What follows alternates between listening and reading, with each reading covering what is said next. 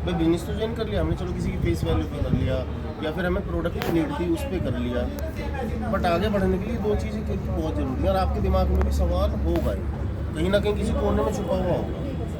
Y का मतलब हो गया क्यों, बिजनेस हमें क्यों करना है।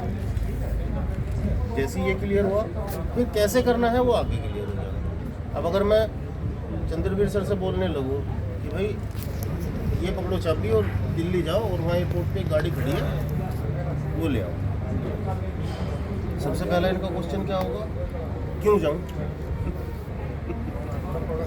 भाई क्यों जाऊँ। जब इनका क्यों क्लियर हो जाएगा तो मैं इनसे बताऊंगा कि उस गाड़ी के अंदर फर्स्ट क्लास पैसे रखे हैं 2-2.5 करोड़ रुपए कैश में और जेवर रखे हैं, और वो आपको वापस लेकर आने हैं और वो आपकी ही हो जाएंगे, मेरा ही है बोलो।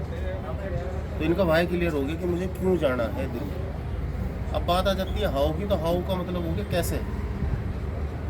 कैसे का मतलब हो गया आप बस से भी जा सकते हो, आप स्कूटर से भी जा सकते हो, आप अपनी गाड़ी से भी जा सकते हो, कैब भी बुक करके जा सकते हो, ट्रेन में भी जा सकते हो। कैसे मतलब हो गया वो कैसे भी जा सकते हो वो आप। सबसे पहली चीज़ है कि भाई ये क्लियर होना बहुत ही ज़्यादा जरूरी है। अब अगर बात करिए कि क्यों करना है बिजनेस,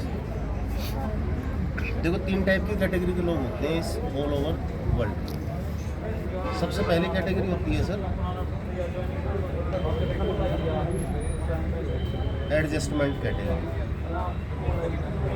आप लोगों में से कोई इस कैटेगरी में है नहीं, क्योंकि इस कैटेगरी के अंदर होते हैं रिक्शा वाले होते हैं, मजदूर होते हैं, इनके घर में अगर शाम को खाने के लिए आटा नहीं है तो ये लोग एफर्ट नहीं करते कि आटा आ जाए कहीं से।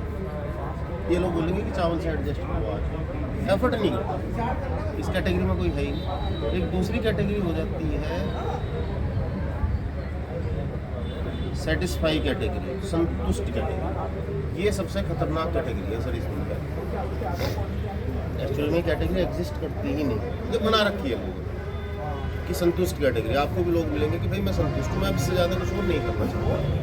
लेकिन एक्चुअल में संतुष्ट कौन है मैं नहीं मानता वो इस दुनिया में संतुष्ट है। हाँ संतुष्ट कौन है, जो हरिद्वार में बैठा प्रभु के गुण गा रहा और जहाँ से जो खाना मिल रहा है वो खा रहा, वो है सेटिस्फाइड। भाई उससे कोई मतलब नहीं, वो अपनी भक्ति कर रहा है और जो भी देखा जा रहा है उसको खा ले रहा है, ना तो उसे पनीर से कोई मतलब ना किसी चीज़ से, वो है सेटिस्फाई। जो नौकरी कर रहा है वो सेटिस्फाई कैटेगरी में हो ही नहीं सकता। ये अपने आप को भ्रम में जितने एक्चुअली क्या है, इन लोगों को अपने ऊपर भरोसा ही नहीं कि हम कुछ कर सकते नहीं कर सकते। 50,000 60,000 रुपये महीना आ रहा है, उससे परिवार का खर्चा चल रहा है, बच्चे कौन सी स्कूलों में पढ़ रहे हैं उससे कोई मतलब नहीं होता। यानी सपने मरे हुए होते हैं, सपने किसी कोने में छुपे हुए होते हैं। बच्चे कौन से स्कूलों में पढ़ रहे हैं, मेंटेन क्या कर रहे हैं। भाई 2 बच्चे और घरवाली होगी तो फिर भी बाइक पे ही जा रहे हैं, कुछ नहीं है। केवल और केवल अपने सपनों को मार रखा कि हम सेटिस्फाई, अब हमें कुछ और नहीं करना, मतलब बोझ है धरती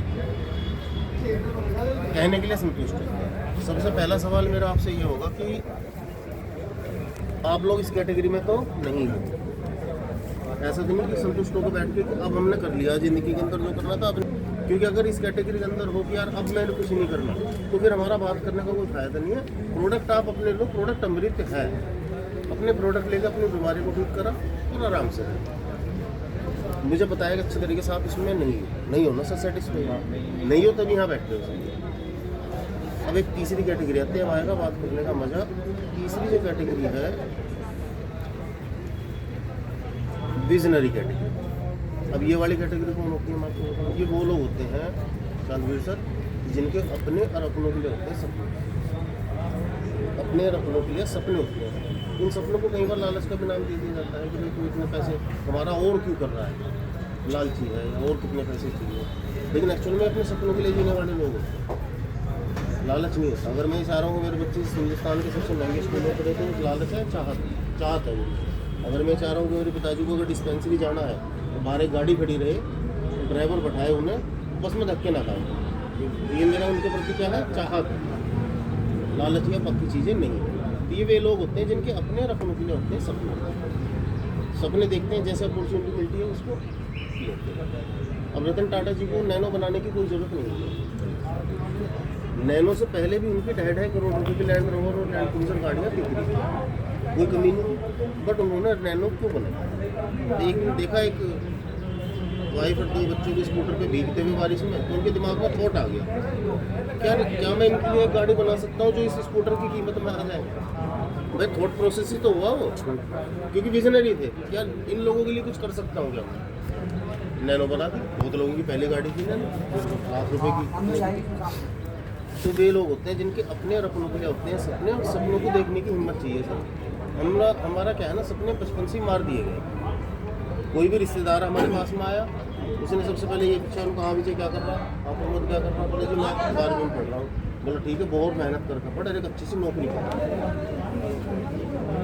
उसने कभी ये नहीं कहा कि बिजनेस कर और कि IAS बन जा, क्योंकि उसके नज़र में हमारी औकात IAS बनने की थी। उसे पता था यो 10-50 हज़ार रुपये की ही है, उसने कीमत लगाई अपनी, है नहीं। अब नौकरी सबसे नौकरी ओरिएंटेड ही है हमारा समाज। किसी ने ये नहीं बोला कि भाई बिजनेस करो और आगे आगे बढ़ सकते। तो ये तो होगी बात विजनरी कैटेगरी की। सबसे बड़ी अच्छी चीज़ ये है कि आप इस कैटेगरी के अंदर चीज़ें यहाँ से आप कैसे होंगी ना, आपको खुद यकीन नहीं होगा कैसे। मुझे आज तक यकीन नहीं होता। मैं तो बस एक ही है कि जो अमरदीप हुड्डा सर ने बोला था उसी चीज़ पे आगे चलता रहता हूँ। अपने अंदर अगर इतना दिमाग होता तो हम लोग कर लेते। अपने अंदर जितना दिमाग था हमें पता है, 5,000 रुपये से भर्ती हुए थे, 5200 रुपये से हुए थे, 5200 रुपये से 17 साल में 78,000 रुपये पाए थे। इतनी है सर सैलरी है नहीं। तो हमें पता है मैंने अपने दिमाग से कितना कुछ कर लिया। अब सामने वाला अगर कुछ कह रहा है तो सामने वाले के दिमाग से चलो, और वो देखो आपको मैंने दिखाया भी था। अगर बात करी जाए तो इन 4 कैटेगरी के अंदर लोग डिवाइड है। एक सबसे पहली कैटेगरी है एम्प्लॉय कैटेगरी। एम्प्लॉय कैटेगरी के अंदर एक सर पुलिस का सिपाही है, फौज का सिपाही से लेकर जनरल या DGP तक भी इसी कैटेगरी के अंदर आता है। और एक नॉर्मली कंपनी का कोई भी एम्प्लॉय से लेकर उस कंपनी का जनरल मैनेजर तक भी इसी कैटेगरी के अंदर आता है। 8 से 10 घंटे हमेशा डेली काम करते हैं। 1 दिन करते हैं, 1 साल करते हैं, 10 साल, 20 साल, 30 साल, 40 साल वही काम है। वापस आने के बाद में रिमोट हाथ में उठा कर तो TV या बीवी जो समय बचा हुआ या बच्चे, फिर दोबारा सुबह उठ कर फिर वहीं चल देते हैं। हालत यही होती है कि 25 तारीख के बाद अगर एक 20,000 रुपये का फ्रिज लेना है तो उसको 1 तारीख के ऊपर ट्रांसफ़र कर देते हैं। हमने तो यही किया।